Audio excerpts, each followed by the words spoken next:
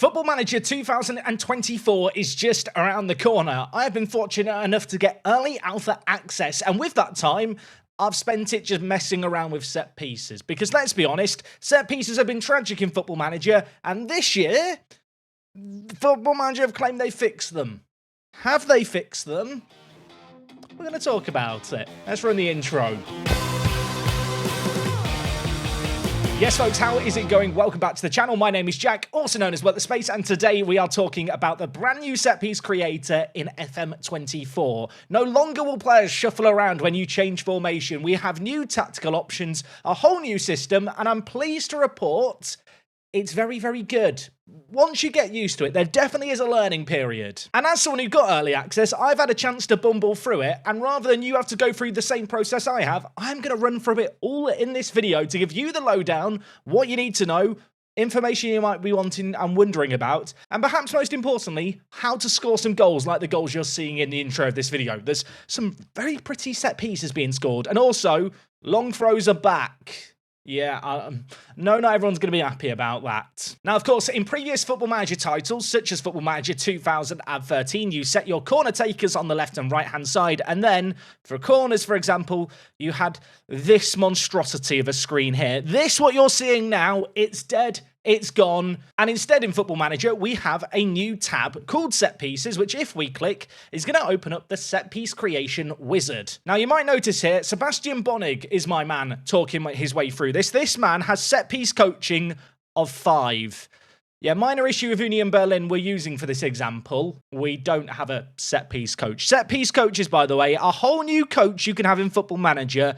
I'll request one. We can highlight the key attributes for a set-piece coach. If you're wondering what a set-piece coach needs, well, it's set pieces. Who would have thought? So first things first, you're going to want to set up your tactical system the way that you want to be set up. This is an important aspect, I feel like, of Football Manager. But once you've done that bit, you can just jump straight into set pieces. By going to the set piece tab, you will run through this wizard. There are 6 stages to this. You start off with your defensive strategy. Your staff will indicate their preferences and also the pros and cons of each of the different options. You can choose to use these as a baseline. If you're not going to deep dive into the next screens, this is a good place to at least set up an initial philosophy. And having set up our defensive things here, we can also set up how we want to approach things. Far post crosses, you can see here, have the pros of deliveries don't require as much precision, so maybe better if you don't have such good set piece takers. Cons, though, more time for opposition to react. Overhit crosses likely to run out of play. Of course, you're probably going to end up with your own preference of what works for you.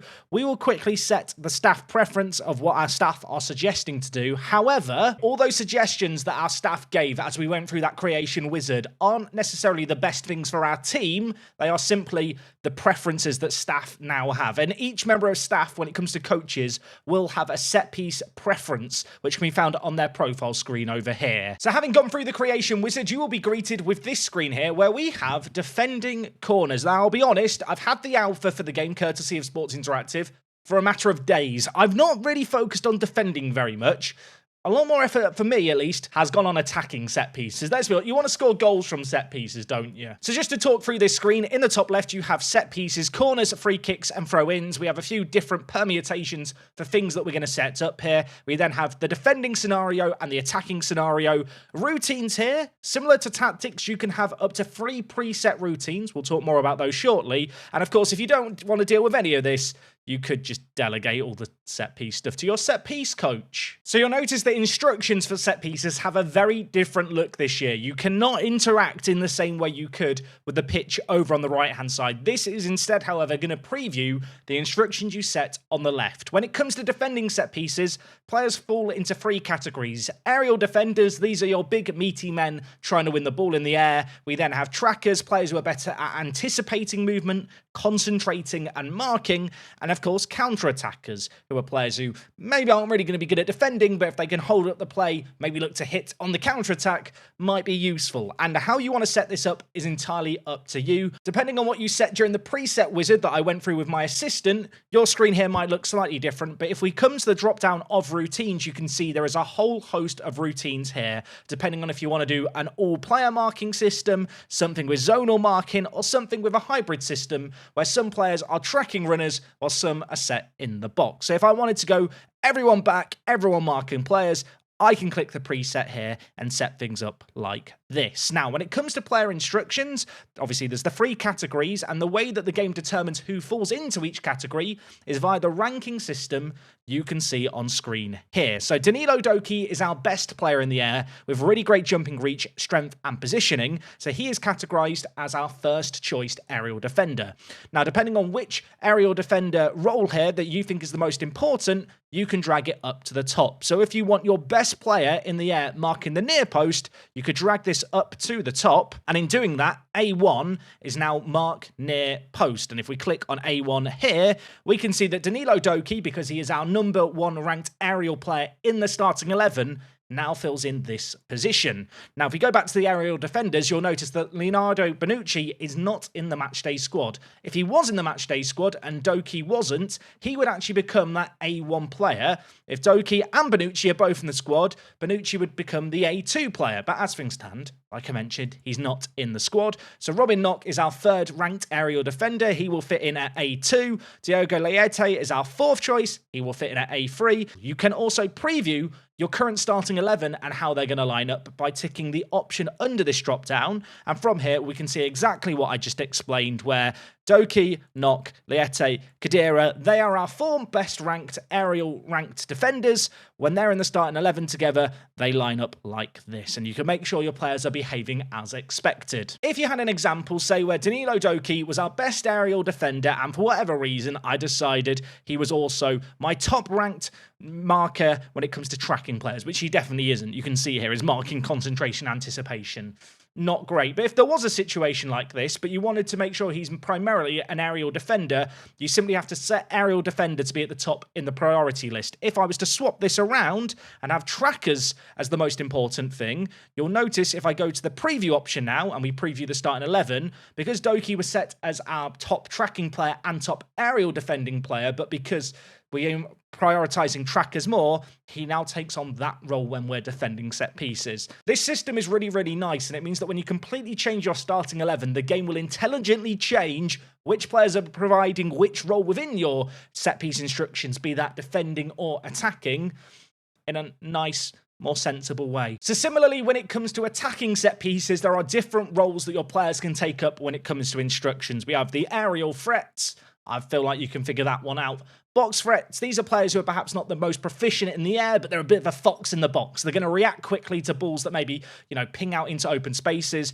Creative players that you want lurking at the edge of the area feature here in the outer box area. And then we have recovery defenders, players who are obviously going to stay back, be sensible, and in the case of D2 and D3 in this system, stay back if needed. Now, actually, interestingly enough, in this example here with this previewed match, the AI team that we're playing against have sent all their players back defending set pieces, and as a result of that, D2 and D3, who are set to stay back if needed, have in fact gone forward. If I wanted to update D3 here, our 3rd recovery defender, to lurk outside area, you'll now see he drops into that little bit of space. And just like defending set pieces, these 4 instruction categories have rankings that you give your players. They have different attributes needed for each of the roles based on what they're primarily going to achieve, and you can rank them as accordingly and also set your priority. You'll notice that the corner kick taker is always locked in at first. And you know what? We've not talked about set piece takers yet. That is something else that has changed a lot. Let's talk about it now. No longer do you assign players to the right or left-hand side. Instead, when you have a routine, you can decide if it's an in-swinger or an out-swinger. So for routine 1 here, we're aiming for the far post and we have in-swinging corners. Now, if we look at our corner takers here, now you have players categorized by their left-footed and right-footed ability. And so all our left-footed players are on the left here, our right-footed players on the right. What if a player is either-footed? Now, in order for a player to appear on the left-footer and right-footer list, they actually have to have 19 out of 20 ability with their weaker foot. Christopher Trammell, by the way, 18 corners, 16 crossing. When it comes to these attributes, technique is how much a ball curves in the air. Crossing now does contribute to corner taking ability. It's about 25%. And corner taking, unsurprisingly, it's the primary attribute used. It accounts for about 75% of the quality of a set piece taken. Now, if you have one amazing set piece taker like we do here, you could set Christopher Trammell to be the default taker from both sides of the pitch. I don't want to do that. I want to mix things up. But something you can do with this new system is we can have one routine where we have an in-swinger to the far post. We can then create a whole new routine. And instead of having an in-swinger to the far post, we could have an out-swinger to the near post. And on top of all of that, amazing new feature, you can set the frequency of these routines. You can have up to 3 routines set up. So you know what? I've already mentioned it. In-swingers the far post, very good currently. I want to lower the frequency of a near post out-swinging corners.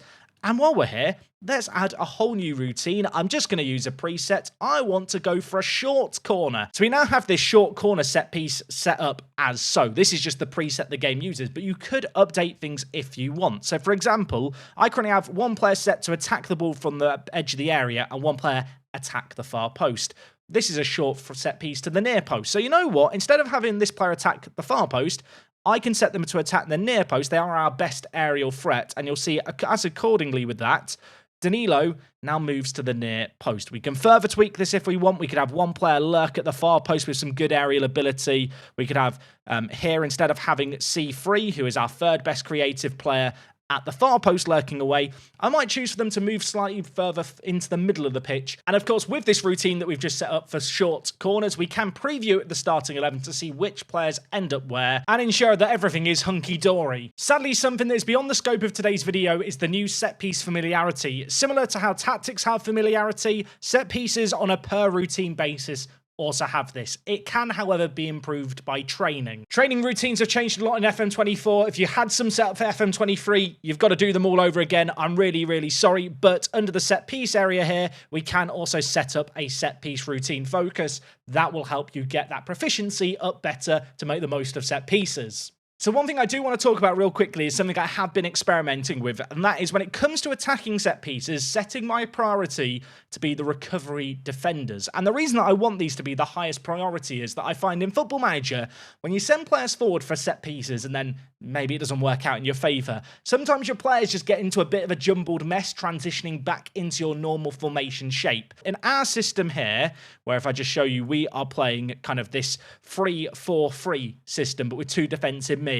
These 2 defensive mids, given the fact I'm always going to have the centre-backs going forward because they're good in the air, these players in this specific position are players who would be very well suited to the recovery defender role for us. So by having all our defensive midfielders ranked nice and highly on recovery defenders and ranked highly in the priority list, if I now just preview with our starting 11, you'll notice that the majority of our recovery defenders in this specific now setup with routine 1 are going to be the defensive midfielders in this setup. And in fact, if I was to just ask my assistant to pick a fully rotated team, so I'm hoping this is a fairly different starting 11. You can see how players like Kral will now take up the recovery defender position when he comes into the team. Now, I do hate to be the bearer of bad news for non-Rory Delap enthusiasts out there. Long throws, very, very good in the current version of the match engine that I've been playing with. You can see here, when you set a long throw routine, much like corners and deeper free kicks,